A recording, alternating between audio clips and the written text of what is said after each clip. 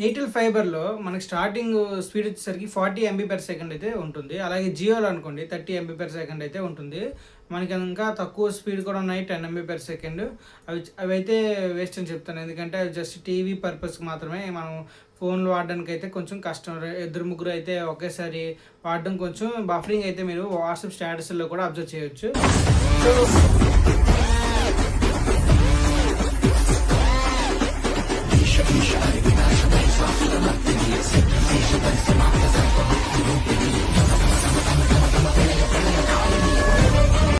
Hi friends, నా పేరు రాకేష్ కుమార్. మీరు చూస్తున్నారు రాకీ టెక్నోవర్స్. ఈరోజు మన ఛానల్ వచ్చేసరికి మనం ఎయిర్టెల్ ఎక్స్ట్రీమ్ ఫైబర్ గురించి ప్లాన్స్ అయితే తెచ్చాను. నేనైతే కొంచెం డేటా కలెక్ట్ చేసి ఆన్లైన్లో ఉండేదే కొంచెం మీకు వివరంగా అర్థమయ్యేలా చెప్తాను. నేను బేసిక్ ప్లాన్స్ అయితే ఖచ్చితంగా క్లియర్ కట్గా ఎక్స్ప్లెయిన్ చేస్తాను. అలాగే నేను జియో ఎయిర్ ఫైబర్తో కూడా ఇంకా జియో ఫైబర్తో కూడా కంపేర్ చేసి చెప్తాను. దీనికి ఏంటి వేరియేషన్స్ అయితే ఉంటాయనేది.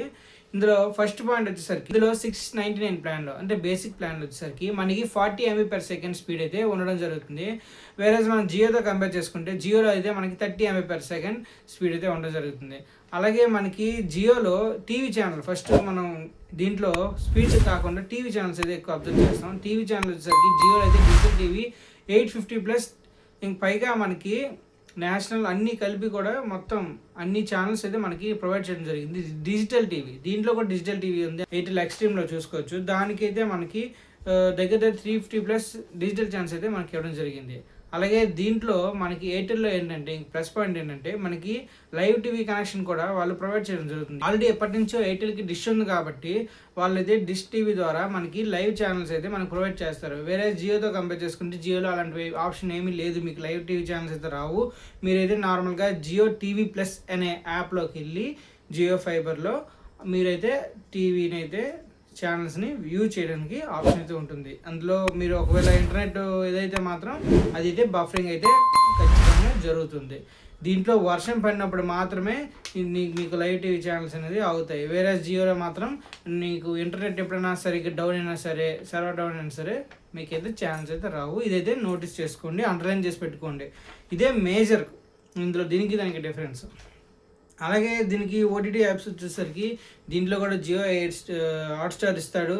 అలాగే సేమ్ దానిలాగే సన్ నెక్స్ట్ అవి ఇవి అన్నీ ఉంటాయి. కానీ ఇందులో ఎక్స్ట్రా ఏంటంటే మనకి గూగుల్ వన్ స్టోరేజ్ అనేది ఇవ్వడం జరుగుతుంది. అది పెద్దగా ఎవరు వాడరు, నాకు తెలిసినంత వరకు. ఎవరో కొంతమంది ఎంప్లాయీస్ అలా కొంచెం కార్పొరేట్ ఎంప్లాయీస్ ఉంటారు కదా, సాఫ్ట్వేర్ అలాంటి వాళ్ళు ఏమైనా వాడితే వాడచ్చు. మీరు వాడతారా కింద అయితే కామెంట్ చేయండి. అలాగే నెక్స్ట్ ప్లాన్ వచ్చేసరికి మనకి 899 ప్లాన్ అయితే ఇందులో ప్రొవైడ్ చేయడం జరిగింది. దాంట్లో 799 అయితే ఉంటుంది. జస్ట్ ఒక 100 రూపీస్ తేడా ఉంటుంది. ఇది జస్ట్ ప్లాన్ మాత్రమే, ప్లస్ 18% జిఎస్టీ ఉంటుంది. అదే మీరు నోటీస్ చేసుకోండి. ఇప్పుడు మీరు 699 ప్లాన్ అయితే జియోలో ఉంటుంది బేసిక్ ప్లాను, ప్లస్ 18% జిఎస్టీ అంటే మనకి 704 అంటే 710 రూపీస్ కన్నా బిలో అలా ఉంటుంది మనకి. ఇంకొక వేరియేషన్ ఏంటంటే రెండింటికి కూడా మనకి ఫిక్స్డ్ ల్యాండ్లైన్ అయితే ఇస్తారు, నెంబర్ అయితే ఇస్తారు. మనకి జియోకి అయితే మనం ఫోన్ అయితే ఒక యాప్ అయితే ఉంటుంది మనకి. ఆ యాప్లో మనం ల్యాండ్లైన్ నెంబర్ని రిజిస్ట్రేషన్ చేసుకొని మనమైతే ఇంట్లో కూర్చొని వేరే వాళ్ళకి కాల్స్ అయితే ఫ్రీగా చేసుకోవచ్చు. ఇప్పుడు ఇంట్లో మాత్రమే వైఫై ఆన్లో ఉండాలి. మీ ఫోన్ అనేది వైఫైకి కనెక్ట్ అయ్యి ఉంటేనే మాత్రమే వెళ్తుంది. సేమ్ ఎయిర్టెల్లో కూడా అంతేని. లేదు మేము ల్యాండ్లైన్ పెట్టుకుంటాం అనుకున్న ల్యాండ్లైన్ కూడా పెట్టుకోవచ్చు. దానికి ఇప్పుడు కొత్తగా మనం వేరేగా కొనుక్కోవాలి, అది ఎక్స్ట్రా ఎక్స్పెన్సివ్. సో దాన్ని బట్టి మీరు అయితే ఆలోచించుకోండి. బిజినెస్ పర్పస్కి అయితే ఇదైతే బాగుంటుంది ల్యాండ్లైన్ మొబైల్ అనేది. కానీ మీరు వైఫై ఆఫ్ చేస్తే మాత్రం మీ మీకైతే మొబైల్కి ఫోన్స్ అయితే రావు, ఎందుకంటే సిగ్నల్ రాదు కాబట్టి. అది వైఫై మీద రన్ అవుతుంది కాబట్టి. నెక్స్ట్ ప్లాన్ చెప్పాను కదా 899 ప్లాన్. సో ఇదైతే మాత్రం 100 ఎంబీ/సెకండ్ ప్లాన్. దాంట్లోనేమో 799 ఉంటుంది, దీంట్లో 899 ఉంటుంది. 100 ఎంబీ/సెకండ్ స్పీడ్తో కావాలనుకుంటే ఈ ప్లాన్కి అయితే మీరైతే వెళ్ళొచ్చు. సేమ్ అన్నీ కూడా సేమ్గానే ఉంటాయి, ఏం మారదు, ఒక్క స్పీడ్ ఒకటే మారుతుంది. సో రెండిట్లో కామన్గా ఇంకోటి మీరు గుర్తుపెట్టుకోవాల్సింది 1000 GB. మీకు పెర్ మంత్ ఒక సైకిల్కి 1000 GB మాత్రమే అలర్ట్ చేస్తాడు. దేర్ ఆఫ్టర్ మీకు 2 ఎంబీ/సెకండ్ ఆ స్పీడ్కి అయితే మీకైతే పడిపోతుంది స్పీడ్ అనేది. సో మీకైతే టీవీ చూడడానికి జియో ఫైబర్లో టీవీ చూడడానికి అట మనకి ఎయిర్ ఫైబర్లో అయితే కష్టంగా ఉంటుంది. మనకి ఎయిర్టెల్లో చూసుకుంటే మనకి శాటిలైట్ టీవీ కాబట్టి మనకైతే టీవీ అయితే ఆగదు. సో ఇదైతే కంపారిజన్ అనమాట. మీరే దీన్ని బట్టి అబ్జర్వ్ చేసుకోండి ఏది తీసుకుంటే బెటర్ అనేది. నా సజెషన్ ఏంటంటే ఎయిర్టెల్కి అయితే వెళ్ళండి. జియో ఫైబర్లో కొన్ని ఇష్యూస్ అయితే ఉన్నాయి, అవి రెక్టిఫై అవ్వడానికి చాలా టైం పట్టొచ్చు, చెప్పలేం.